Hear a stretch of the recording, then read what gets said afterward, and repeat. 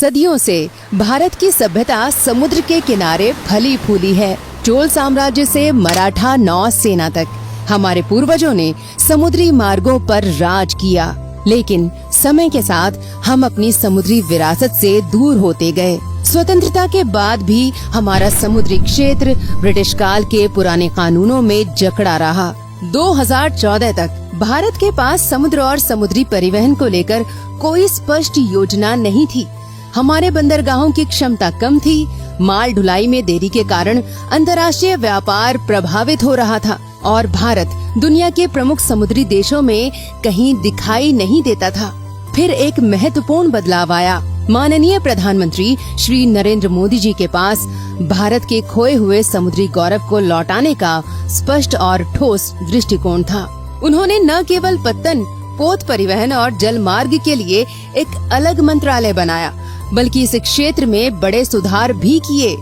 पिछले 11 सालों में हुए बदलाव अभूतपूर्व रहे हैं। साथियों,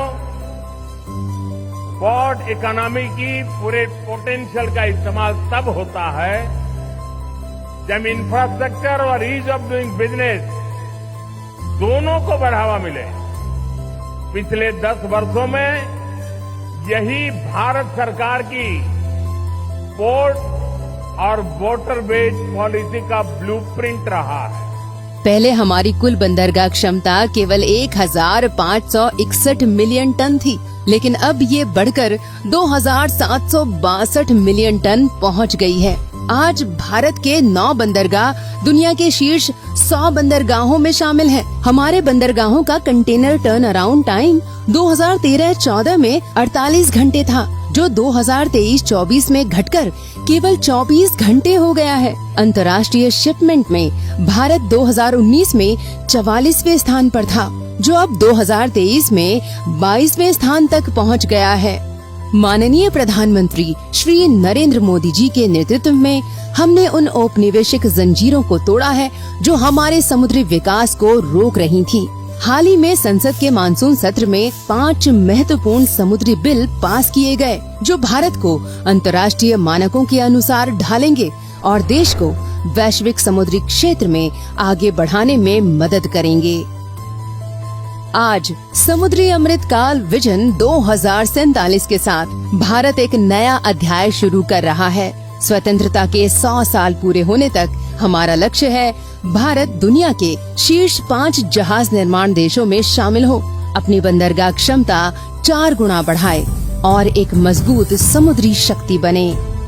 इस दिशा में आज 8000 करोड़ रुपए की परियोजनाओं का शिलान्यास किया गया। इनमें शामिल है कोलकाता के श्यामा प्रसाद मुखर्जी बंदरगाह पर नया कंटेनर टर्मिनल, जो पूर्वी भारत के व्यापार को बढ़ाएगा। पारादीप बंदरगाह पर आधुनिक कंटेनर बर्थ, जो खनिज निर्यात बढ़ाएगा। अंडमान निकोबार और चेन्नई में तटीय सुरक्षा के लिए मजबूत समुद्री दीवारें और कांडला के दीनदयाल बंदरगाह पर बहुउद्देशीय कार्गो बर्थ, जो भारत के आधुनिक विकास को गति देगा। मुंबई अंतर्राष्ट्रीय क्रूज टर्मिनल का उद्घाटन भी आज हुआ है, जो भारत में सबसे बड़ा है।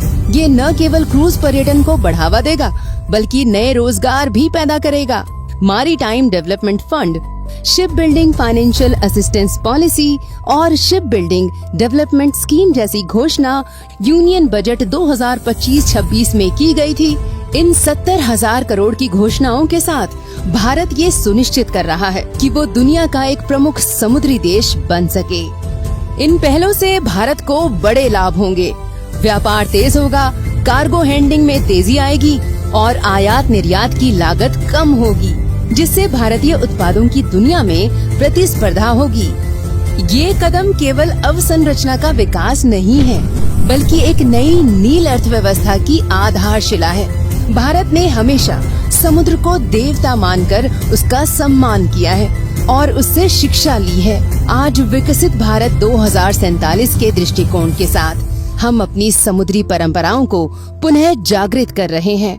हमारा संकल्प है कि आने वाले समय में भारत न केवल विकसित देश बने, बल्कि समुद्री शक्ति के रूप में पूरे विश्व का मार्गदर्शन कर सके।